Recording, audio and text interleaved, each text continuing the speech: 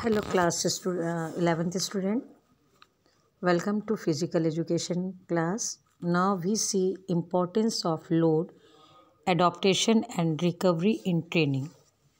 हमने अभी तक ट्रेनिंग में पढ़ा है कि क्या क्या चीज़ हमें ट्रेनिंग में सिखाई जाती है, कितना हमें इंटरेस्ट है उसमें आगे बढ़ते हैं, और उसके बाद आता है कि ट्रेनिंग में हमारा शरीर कितना लोड ले पा रहा है, लोड के साथ कितना अडॉप्ट कर पा रहा है, और फिर उसको रेस्ट के बाद उस कितना रिकवरी हो रहा है उसके ट्रेनिंग में, ये देखा जाता है. आज हम देखेंगे reversibility, recovery, overload, adaptation and specificity.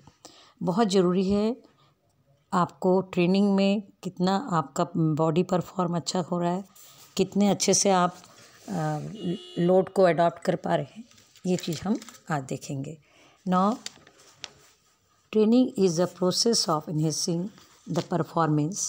Training in sports is performed to improve and increase the performance so that positive results can be achieved. In games and sports, they are followed in very systematic and scientific way by which the performance can be increased. देखिए, training में यदि बच्चा M अपना बना लिया है कि मुझे इस गेम में अचीव करना है और वो ट्रेनिंग ले रहा है उसमें, तो उसको कितना इंक्रीज़ हो रहा है, कितना परफॉर्मेंस में उसका अच्छा आ रहा है, कितना उसका पॉजिटिव रिजल्ट अचीव कर पा रहा है, वो ये कोच देखता है और उसको फिर सिस्टमेटिक ढंग से उसको परफॉर्मेंस और प्रैक्टिस करवाता है. Training in sports is followed in a systematic way of schedules and sessions. Training involves sufficient repetition of work. In training, the basic skills are repeatedly practiced until their mastery is achieved. The advanced skills are practiced only after achieving the mastery of basic skill. Training program has to be planned previously and they should follow the systematic progression without bringing decline in performance. बहुत ज़रूरी है कि performance में उसका result कैसा आ रहा है, कितना प्रैक्टिस में वो अचीव कर पा रहा है, कितना मास्टरी गेन कर रहा है वो, एंड प्रोग्राम को प्लान के साथ प्रीवियसली प्लान से वो आगे बढ़ पा रहा है कि नहीं, प्रोग्रेस कर रहा है कि नहीं, ये पूरा उसका कोच ध्यान में रखते हुए उसको ट्रेनिंग देता है. It has be to be follow with proper loading and adaptation. It should have sufficient rest and recovery. It should consider motivational factor for best result. The training program has to be follow the principle of training. अब जितना वो उसको training दे रहे हैं तो उसका body कितना load ले दे रहा है, वो उसको लोड तो कितना अडॉप्ट कर रहा है, और फिर अडॉप्ट के बाद उसको रेस्ट दिया जाता है तो कितना वो रिकवर कर रहा है, ये पूरा टेस्ट एंड एवोल्यूशन में होता है. और प्रॉपर उसको कोच उस तरीके से रिकवर कराता है उसका रेस्ट के द्वारा, और उससे ही उतने ही वो अचीव करता चला जाता है. इसके the importance principles are principles of specificity. According to the principle, the training must develop a particular component of physical fitness in the specific time period. Moreover, it should be meet the requirement of the game and sports.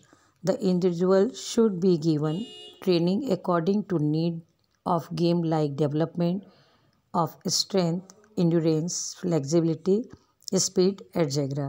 Training must develop the required component in specific period.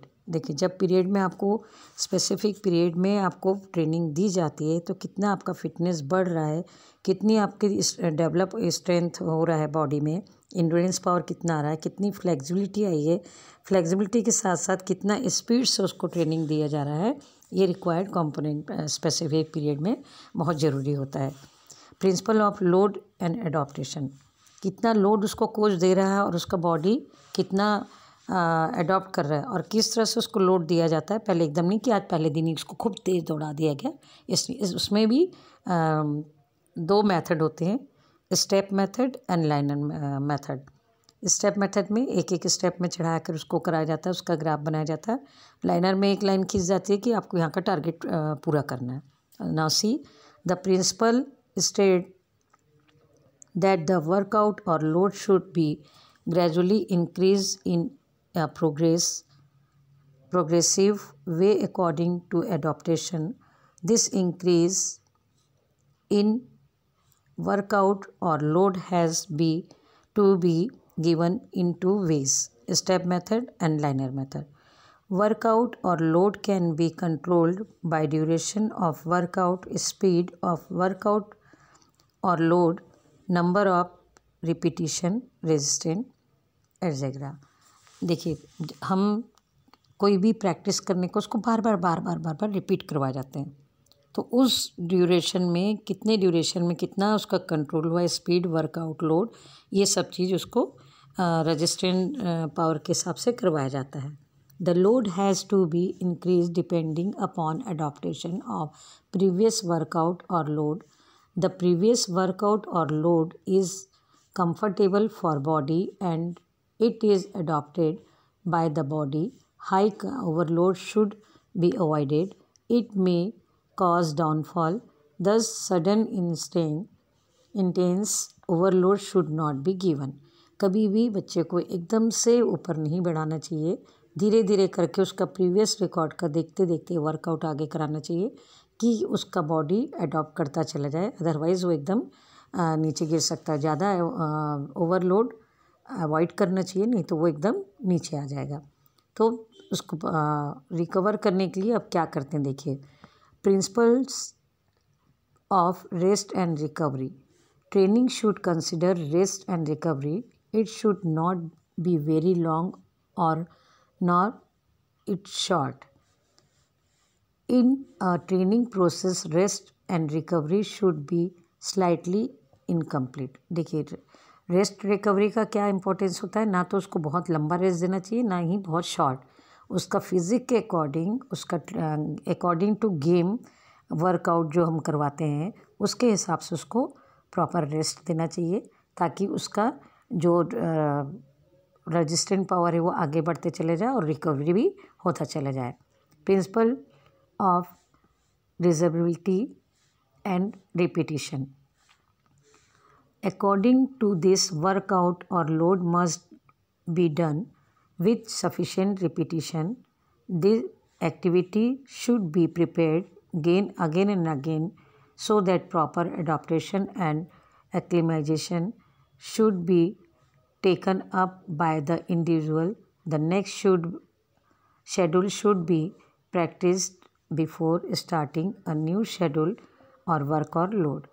देखिए, जितना repeat होता चला जाएगा उसका उतना अच्छा सा performance होता चला जाएगा और फिर उसको नया लोड वर्कआउट का प्रैक्टिस के लिए देते जाएंगे स्टार्टिंग में धीरे धीरे. फिर उसके बाद उसको प्रॉपर उसका फिजिक अडॉप्ट कर रहा था उसको आगे बढ़ाते चले जाएंगे और जिस गेम में भी वो ले रहा है उस गेम के अकॉर्डिंग वो कितना इम्प्रूव कर रहा है. या पुराना किसी का एशियन गेम या ओलंपिक गेम के जो फर्स्ट सेकंड आता है उसका नंबर टाइमिंग और लेकर उस प्लेयर को ट्रेनिंग दी जाती है. यदि वो प्लेयर अपने आप में एम बना लिया है कि मुझे अपने गेम में ही अचीव करना है, तब प्रॉपर रूप से उसको ट्रेनिंग दी जाती है. ट्रेनिंग में उसको देखा जाता है कि लोड ले पा रहा है कि नहीं, इसका फिजिक अडॉप्ट कर पा रहा है कि नहीं, और फिर उसको रेस्ट देने के बाद भी उसका रिकवर हो रहा है कि नहीं. इट इज़ वेरी इंपॉर्टेंट कि रेस्ट के बाद उसका फिजिक प्रॉपर अगेन गेम के लिए रिकवर हो रहा है या नहीं.